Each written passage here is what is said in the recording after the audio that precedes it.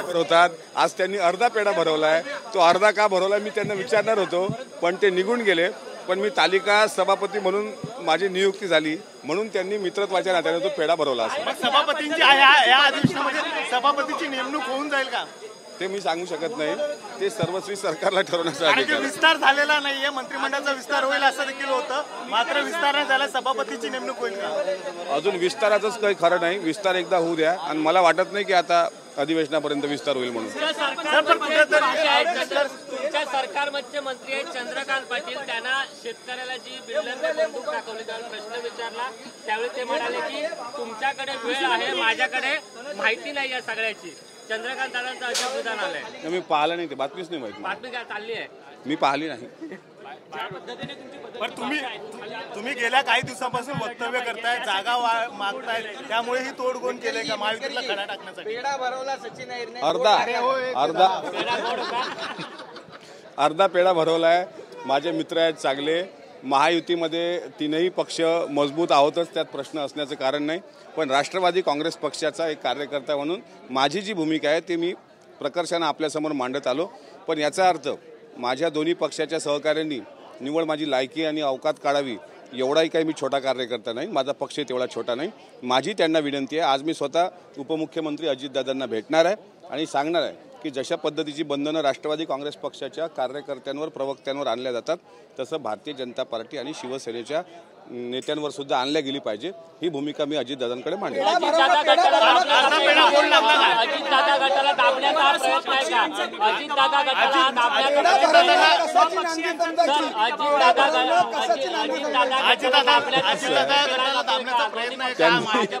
त्यांनी पेढा चुकीच्या जागी भरवला आहे, त्याच्यामुळे याचं काही राजकारण करू नये.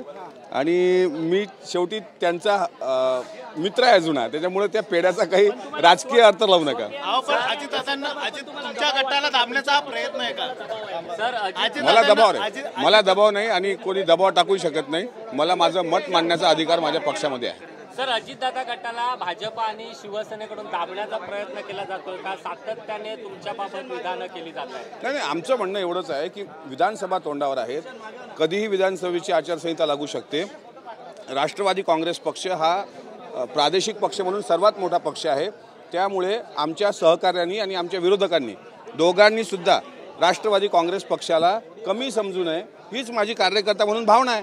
आणि जास्तीत जास्त जागा लढल्या पाहिजे ही माझी भावना आहे. अगोदर जागा ज्या घोषित केल्या तर त्याचा फायदा होऊ शकतो असं वाटतं का? त्यामुळे तुम्ही वारंवार अशी विधानं केली? साहजिक आहे की आता मला वाटतं की अधिवेशनात जागा वाटपाचा निर्णय तिन्ही पक्षांनी घ्यावा आणि तिघाही पक्षांनी समसमान जागा वाटप करून घ्यावं, जेणेकरून आमचे जे इच्छुक उमेदवार आहेत ते उमेदवार साधारणपणे त्या मतदारसंघात तयारी तर करतील. समसमान म्हणजे किती? 288 भागीला 3 इज इक्वल टू. आता भाजपकडे आमदार आहेत, भाजपकडे जास्त आमदार आहेत, त्यामुळे समसमान होतील असं वाटतं नाही. आता असं आहे की काही नेत्यांनी भाजपच्या असं म्हटलं की मिटकरींनी मीडियाच्या समोर हे बोलू नये आणि मीडियाच्या समोर जागा वाटपाचा प्रश्न सांगू नये असं काही लोकांचं म्हणणं आहे. त्यांचा मान ठेवतो, पण मीडियासमोर नाही, पण ऑफ द रेकॉर्ड तरी सांगा. आमचं म्हणणं असं आहे की 105 जागा मागच्या काळात भारतीय जनता पार्टी लढली, यावेळेस त्यांचं मिशन 180 आहे, म्हणजे त्यांना स्पष्ट बहुमत हवं आहे. मग 180 मध्ये उरलेल्या ज्या 108 जागा आहेत त्यात आम्हाला किती मिळतील हे एकदा क्लिअर झालं पाहिजे, त्याच्यानंतर मी माझी भूमिका मांडेल. रोहित पवार म्हणतात की किती झालं तरी महायुतीमध्ये भाजपच मोठा पक्ष असणार आहे आणि भाजपच्या खाली शिवसेना आणि राष्ट्रवादीला दबून ठेवावं लागतं. भाजपाची ते वारंवार इतकी स्तुती करतायत, याचा अर्थ त्यांचं आतून काहीतरी कनेक्शन असावं. नरेश मस्के म्हणतायत की महायुतीचा मुख्यमंत्री हा एकनाथ शिंदेच पुढचा चेहरा असणार आहे. त्यांच्या पक्षाचे ते खासदार आहेत, त्याच्यामुळे त्यांची भूमिका आहे. मी माझ्या पक्षाचा आमदार आहे, त्याच्यामुळे माझी भूमिका आहे की माझ्या पक्षाचा नेता महाराष्ट्राचा मुख्यमंत्री असावा. आता दुसरं कोण सक्षम आहे महाराष्ट्रात? महाराष्ट्रात दुसरं सक्षम कोण आहे आमच्या पक्षामध्ये? आमच्या पक्षामध्ये मुख्यमंत्री पदाचा चेहरा अजितदादाच आहेत, त्यांच्या पक्षामध्ये एकनाथराव शिंदे साहेब असतील, भारतीय जनता पार्टीच्या पक्षामध्ये देवेंद्रजी असतील.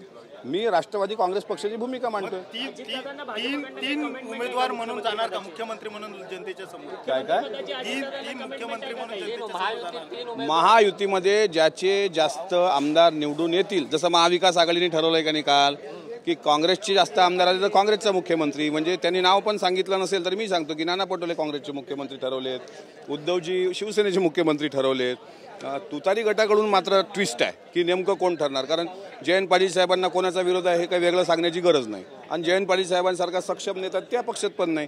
तसंच आमच्याकडे पण आहे. आमच्या तिन्ही पक्षात जागा वाटप चांगला सन्मानजनक व्हावा, जास्तीत जास्त आमदार निवडून यावे, ज्या पक्षाचे जास्त आमदार निवडून येतील त्या पक्षाचा मुख्यमंत्री व्हावा.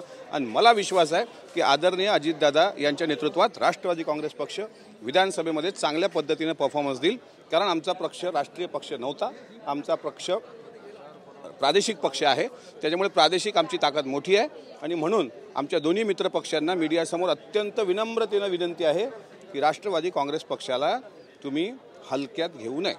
तुम्ही ज्या पद्धतीने सांगितलेलं आहे की ज्या पद्धतीने तुम्ही आता सांगताय की वारंवार की तिन्ही पक्षाने अगोदर घोषणा केल्या पाहिजे, जयंत पाटलांना दाबण्याचा प्रयत्न तिकडे होतोय, म्हणून जयंत पाटलांना तुमच्याकडे येण्यासाठी विनंती करणार आहात का? नाही, आम्ही विनंती करणार, मी एवढा मोठा नाही, पण एक आहे, आज तुतारीचे जे 7 ते 8 खासदार निवडून आले यामध्ये आदरणीय पवार साहेबांचे वाटा आहे, पण जयंत पाटील साहेबांचा वाटा नाकारता येत नाही. पण काही लोकांना लवकरच मुख्यमंत्री व्हायचे स्वप्न लागलीत की पवार साहेबांचं जे रेकॉर्ड आहे वयाच्या 36व्या वर्षी मुख्यमंत्री होण्याचं, ते मी कसं कापता येईल मला याच्यासाठी ज्याला डोहाळे लागलेत त्यांच्यामुळे जयंत पाटील साहेब थोडे अस्वस्थ आहेत आणि ते जर येत असतील तर खूप मोठं स्वागत होईल त्यांचं राष्ट्रवादी काँग्रेस पक्षामध्ये.